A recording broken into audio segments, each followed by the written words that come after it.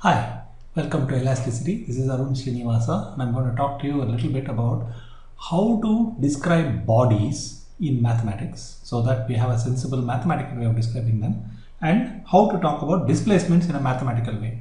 So let us start by describing what is meant by a body. So first question, what is a body? Well, according to the dictionary, and this is we are now at a philosophical level, so we have to be a little bit careful. So I'm going to give you something that is mostly correct. If you know, because it's very tricky to define some of these things. So I'm going to define it in a fairly abstract way, and then we can talk about whether it makes sense or not. Okay. So what is the body? It is a physical or corporeal substance occupying a sensibly distinct three-dimensional region of space and consisting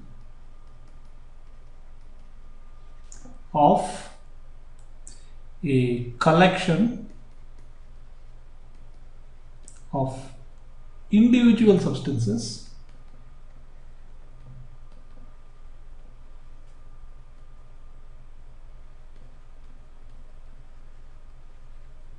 called particles,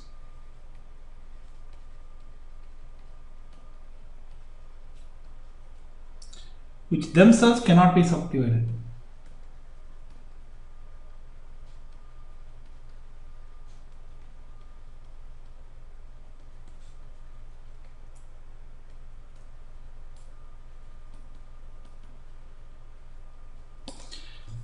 So notice, for something to be called a body, it has to be, for our purpose, you can generalize this quite a bit, but for our purpose, it has to be a corporeal substance. It has to occupy a sensibly distinct three-dimensional region of space. By sensibly distinct, I don't mean sense in the sense of brain. I'm talking about sense in the sense of our senses. So we should either be able to touch it, see it, smell it, hear it, something like that. Okay. So it's got to be somehow reachable by senses, and it has to consist of a collection of individual substances called particles. Now, if you ask me what is meant by a particle, the answer is I don't know. It is something that we know is a distinct unit, but we don't really know what it is, and so there are some difficulties associated with what is meant by a particle. Okay, so this is where we are kind of vague. Luckily for us, most of the time we don't have to deal with particles all that much. Okay, but when I say collection, I don't mean 10 or 20 or 100 or 1000. I actually mean uncountably infinite number of particles. Okay, so this leads us to some problems and so on, but that's okay. The main property of particles that we are interested in is that they cannot be subdivided. They don't occupy a region of space, so you cannot cut them into two pieces. Okay, so there's all kinds of things. That's what we mean by a body. Very good. So the second question is, how do we mathematically represent bodies? So this is a multi-step process. The first step is I have to figure out some suitable location called origin. It can be inside the body, it can be outside the body, whatever it is, but some suitable location related to the body. So this is somehow related to the body.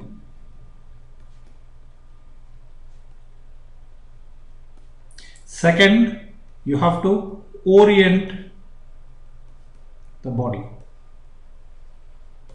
What do I mean by orienting the body?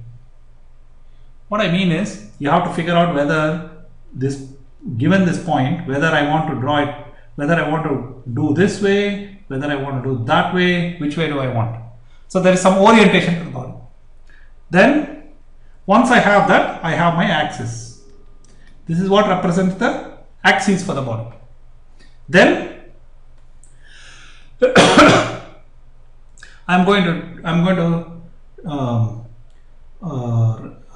the particles, the location of the particles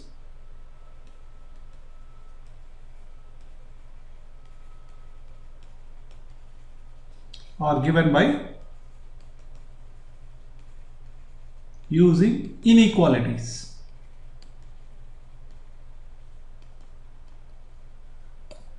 What? You're saying, what do you mean inequality? So let's look at an example. Suppose I want to talk about a sphere. There's my sphere, okay? So I want to represent a body, the geometry of the sphere using mathematics. So first thing, I want to put an origin. So I'm going to put it in the middle.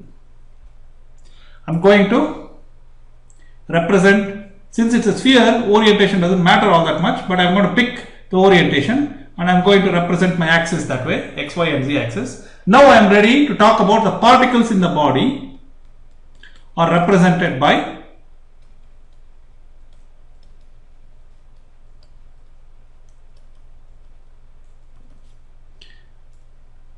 x squared plus y squared plus z squared is less than or equal to r squared, where r is a number representing the radius of the sphere. You have to do a lot of things. You have to find a suitable location, origin. You have to orient. So let us say orient the axis maybe instead of orienting the body. So you can orient the axis. And then if you want to use inequalities, you have to pick the coordinates. And you might wonder, what do I mean? Look, I could have used polar coordinates, no, or spherical polar coordinates, and I got something else. Okay, now complicated bodies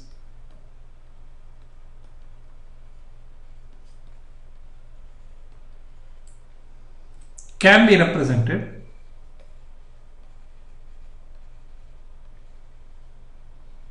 by using several inequalities.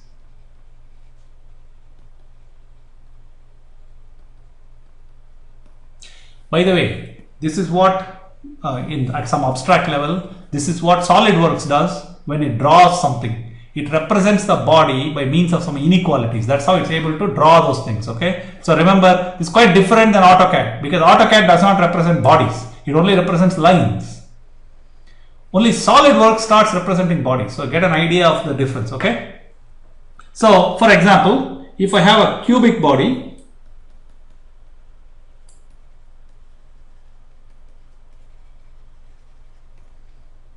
what do I mean by a cubic body? So let's say the body that I'm interested in looks like this.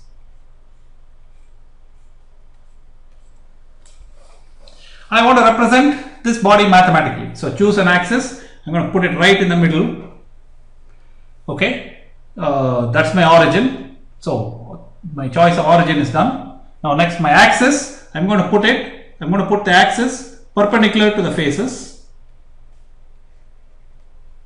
I needn't have, I can gone along the edge or something like that, but I'm picking it perpendicular to the faces. This will be the x, this will be the y, this will be the z.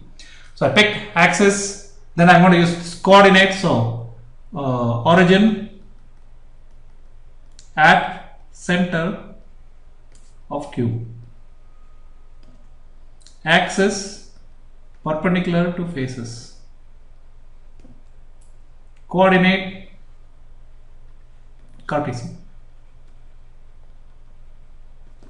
Once I have this, then I can say, pretty easy, inequalities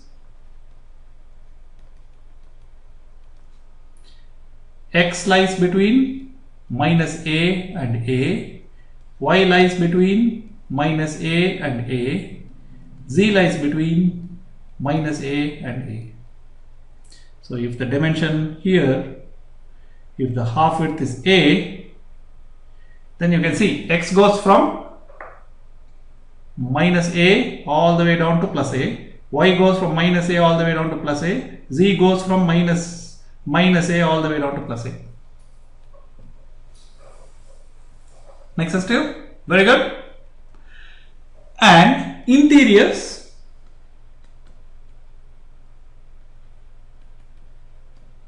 are represented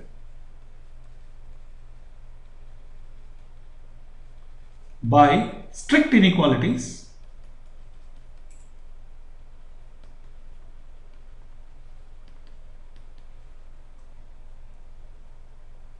and boundaries by equations.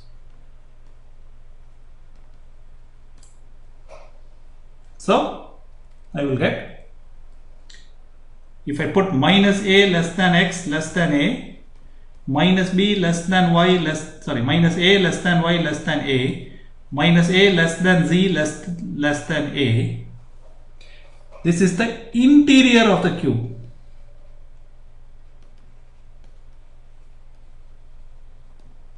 The boundary of the cube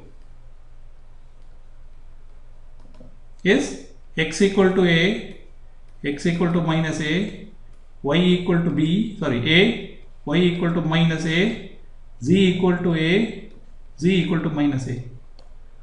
So each of them represents a plane, right? So what did we find out? Body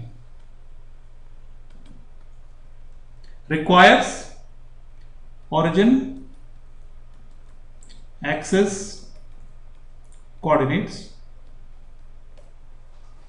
and then given by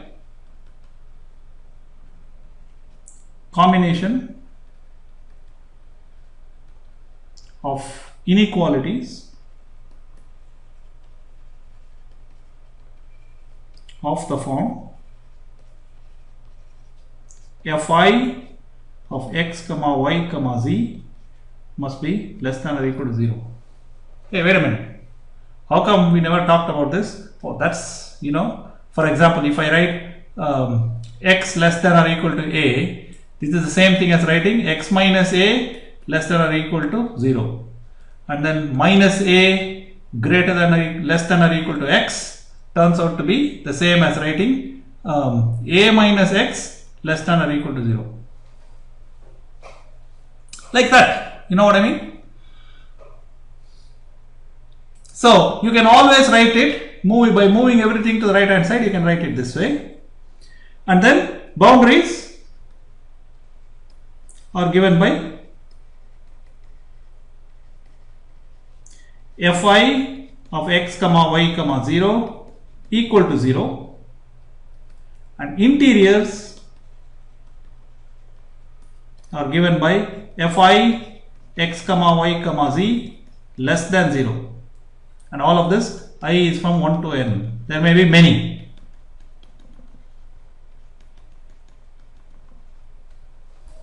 Okay, this one has to be true for each I, and this is many pieces of boundary. That makes sense to you? Very good. With that, we are done.